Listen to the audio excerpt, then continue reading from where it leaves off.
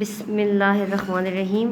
This is lecture number 8 for grade 10 from Pak study book and chapter number 1, History of Pakistan. Today's topic is about the 5-point program of Muhammad Khan Junejo. On 31st December 1985, Junejo declared his 5-point program, which spanned over 4 years, and the important points of the 5-point program are given below. جب Muhammad Khan Junejo government سنبھال چکے تو انہوں نے اپنا ایک agenda, ایک programme بنایا، ترتیب دیا، جس کو انہوں نے 5 پوائنٹ پروگرام کا نام دیا. 31 دسمبر 1985 کو یہ 5 پوائنٹ پروگرام جو ہے وہ لوگوں کے سامنے لے کر آئے.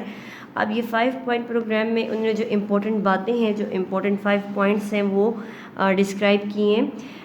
The establishment of based on the ideology of Pakistan, the establishment of a stable Islamic democratic system, کہ اسلامی جو ہے وہ اسلامی نظام حکومت ہوگا جو آئیڈیالوجی آف پاکستان پر بیس کرے گا. First point is that. The second one is the establishment of a just economic system for ensuring the social well being of the people and the eradication of unemployment. جو ہے منصفانہ معاشی نظام جس کا مقصد ہوگا بے روزگاری کا خاتمہ کرنا، اور جس کا مقصد ہوگا کہ جو دولت تقسیم ہوئی ہے اس کو برابری کی بنیاد پہ تقسیم کرنا. مینز جو رچ ہیں تو آئے روز رچ ہوتا جا رہا ہے، جو پور ہے تو وہ اور پور ہو رہا ہے. اس سسٹم کو ختم کریں گے ہم، جو ہے وہ انصاف والا نظام لے کر آئیں گے. Point third is the eradication of illiteracy from the country for preparing the nation for the challenges of the modern age of science and technology.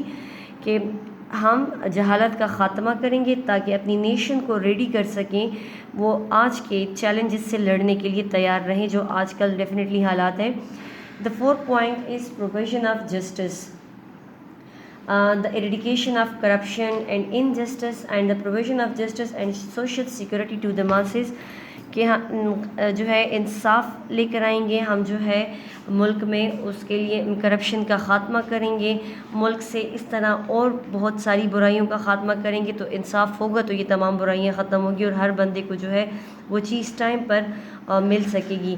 اس کے علاوہ نیکسٹ ہے the surety of national security and sovereignty through strong defense and a balanced non-aligned foreign policy. National security is much more important for any of the country. National security بڑی ضروری چیز ہے definitely اپنی قوم کی security, اپنی قوم اور اپنے ملک کی حفاظت کے لیے. اس کے بارے میں کیا کہا کہ ہم ایک اسٹرانگ ڈیفنس سسٹم لے کر آئیں گے، ہمارا دفاع مضبوط ہوگا، مینز ہماری آرمی مضبوط ہوگی. آرمی کی چاہے ٹریننگ ہے، چاہے اکوپمنٹ ہے، ان تمام چیزوں کی اس میں ذکر آ جاتا ہے، وہ جو ہے مضبوط ہوگا. اور اس کے علاوہ ہم جو ہے وہ naan align foreign policy introduce کرائیں گے. مینز ہم کسی کے الائز نہیں ہوں گے، ہم کسی کے گروپ میں نہیں ہوں گے. اگر کوئی سپر پاور گروپس بن رہے ہیں ہم ان گروپ کا حصہ نہیں بنیں گے، بلکہ ہم نان الائن فارن پالیسی بنائیں گے. ہمارے لیے تمام کنٹریز برابر ہوں گی. These are the main points of the Junejo government. اب کنکلوژن میں اگر ہم جائیں، بک پیج نمبر 19 پہ آپ کو کافی لانگ پیراگراف اس کے نیچے دکھے گا. تو اگر ہم اس کے کنکلوژن میں جائیں تو اس کے کچھ امپورٹنٹ پوائنٹ جو ہے وہ میں نے یہاں پر لکھ دیے ہیں کنکلوژن کے، کیونکہ اس سے زیادہ بھی پرائم منسٹر صاحب نے جو ہے وہ جو سلم ایریاز کے لوگ ہیں ان کے لیے لینڈ آنرشپ پہ جو ہے وہ زور دیا کہ ہم جو سلم ایریاز کے لوگ ہیں یا جو جھوگیوں میں رہتے ہیں یا خیموں میں رہتے ہیں ان کے لیے بھی گھر پرووائڈ کرنے کے بارے میں سوچ رہے ہیں. اور اس کے علاوہ جو ہے ہم انڈر سی آئل ایکسپلوریشن بھی کریں گے، ہم سمندر کے نیچے جو ہے وہ تیل بھی ایکسپلور کرنے کے لیے کام شروع کر رہے ہیں. اور انہوں نے یہ چیز جو ہے آئل اینڈ گیس ڈپارٹمنٹ کے حوالے بھی کر دی. یہ کچھ امپورٹنٹ باتیں تھیں ان پوائنٹس کے علاوہ. اس کے علاوہ پیراگراف میں پورے پیراگراف میں بتایا ہوا ہے کہ ضیاء الحق اب مین وائل وہاں پہ سچویشن کیسے تھے، کیا حالات چل رہے تھے. ضیاء الحق appointed some ministers on important port folio, چونکہ he was the president of the country definitely, تو انہوں نے کچھ امپورٹنٹ منسٹرز کو امپورٹنٹ منسٹریز دی، پورٹ فولیوز ہر کسی کو اپنی وزارتیں دی گئیں. جنیجو صاحب نے جب وہ دیکھا انہوں نے اپنی مرضی کی ان میں شفلنگ کر دی. جنیجو ری شفل دیم، ان کو شفل کیا، جس سے پرائم منسٹر اور ضیاء الحق صاحب کے بیچ میں جو گیپ ہے، جو ان کے بیچ میں ڈسٹنس ہے، وہ ذرا بڑھ گیا تھا. اس دوران کچھ حالات جنیجو صاحب اور ضیاء الحق صاحب کے بیچ میں خراب آ رہے ہیں. ایک تو آپ کو لیکچر 7 میں بھی اس بارے میں بتا چکے تھے, کچھ ایسے ایشوز ہو گئے تھے جس میں ضیاء الحق صاحب اور جنیجو صاحب کے جو اختلافات آئے. اب اس کے بعد یہ پورٹ فولیوز کا جب ذکر آتا ہے اور اس کا جو اسٹیپ آتا ہے, اور پرائم منسٹر صاحب جو اپنی مرضی کی جو ہے چینجز لاتے ہیں, تو وہ ایک الگ جو ہے ان کے بیچ میں اختلاف بڑھانے کے لیے ریزن آ جاتا ہے. اسی دوران افغانستان میں چونکہ جو ہے وہ رشیا ابھی تک جو ہے رشین آرمی موجود تھی, تو افغان جہاد واز گیننگ گراؤنڈ. اس ٹائم جہاد جو ہے وہ بڑا زور پکڑ رہا تھا, and there was no option for Soviet to quit the Afghanistan. اس لیے ادھر افغانستان میں سوویت کے پاس کوئی اور آپشن نہیں تھا سوائے اس کے کہ وہ افغانستان کو چھوڑ کے جائے. چونکہ مین ایشو ہم افغانستان کو ہی ڈسکس کر رہے ہیں, اس لیے ساتھ ساتھ افغانستان کے حالات کو بتانا بھی ضروری ہے. نومبر 1987 میں جنیجو کیا کرتے ہیں, ٹک فارن منسٹری فرام دا صاحبزادہ یعقوب. صاحبزادہ یعقوب صاحب اس ٹائم کے foreign minister of the country تھے پاکستان کے. اب 1987 میں جو ہے جنیجو صاحب جو ہے وہ فارن منسٹری صاحبزادہ یعقوب سے لے لیتے ہیں 1987 نومبر میں. اور چونکہ صاحبزادہ یعقوب وہ پرسنالٹی تھے, وہ شخصیت تھے جو کہ افغانستان کے پرابلم کو کنٹینیوس اتنے عرصے سے ڈسکس کر رہے تھے, اس کے بارے میں ان سے بہتر کوئی فارن منسٹر نہیں جان سکتا تھا کہ ایشو کو سالو کیسے کرنا, اس میں کیا کیا اپس اینڈ ڈاؤنز آتے رہے ہیں. تو مین وائل ایسے ٹائم پہ جب کہ ہمیں اچھے ٹرین فارن منسٹر کی ضرورت تھی, ان کو جنیجو صاحب نے جو ہے وہ ہٹا دیا, ان کو جو ہے وہ ڈسمس کر دیا ان کی منسٹری سے. یہ ایک بہت بڑا ایشو آیا.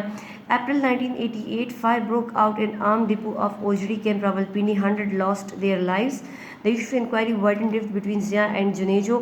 اپریل 1988 کو آرمی کے ڈپو میں جو ہے وہ راولپنڈی میں آگ کا واقعہ ہوتا ہے, آگ لگتی ہے, نہیں پتہ چلتا کس نے لگائی, کیا ہوا کیا نہیں ہوا, بٹ اس میں 100 of lives, private lives as well and arm forces کی لائفز بھی بیچ میں چلی جاتی ہیں.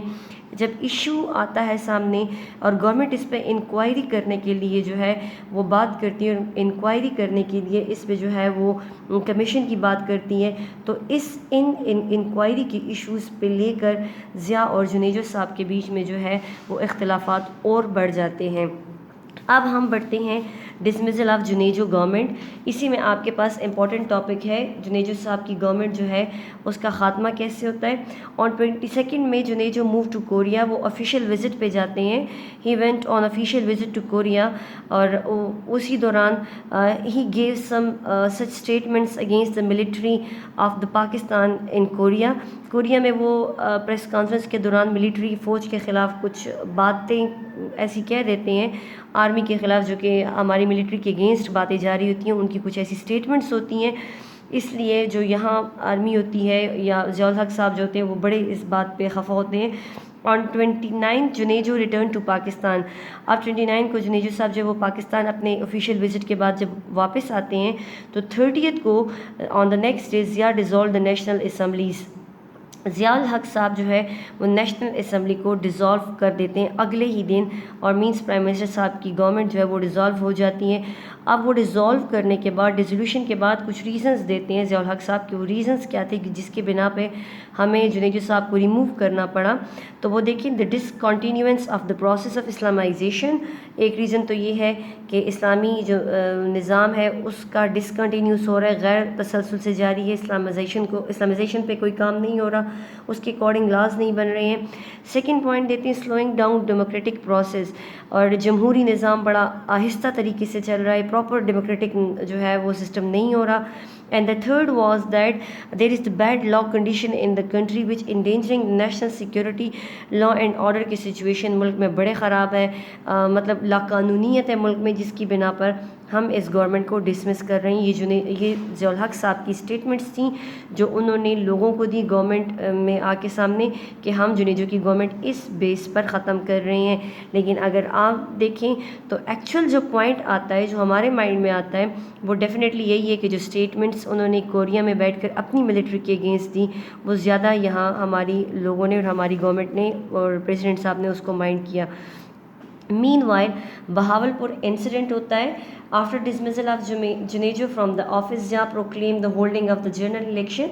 But before elections were held on 17 August, Zia's plane, shortly after takeoff from the Bahawalpur airport, met an accident in which he was killed along with 30 other.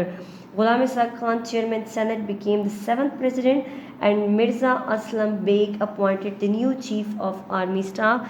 So Mirza Aslam Beg साहब को नए army chief बना दिया जाता है, और chairman senate जो उस टाइम गुलाम इसाक खान थे वो केयर टेकर प्रेसिडेंट और 7th प्रेसिडेंट ऑफ पाकिस्तान बन जाते, क्योंकि ज़ियाउल हक साहब के साथ जो वाक़या होता है वो 17 अगस्त 98 को उनका जो जहाज़ है वो क्रैश हो जाता है, जिसमें 30 और मेंबर्स भी उनके साथ मारे जाते हैं.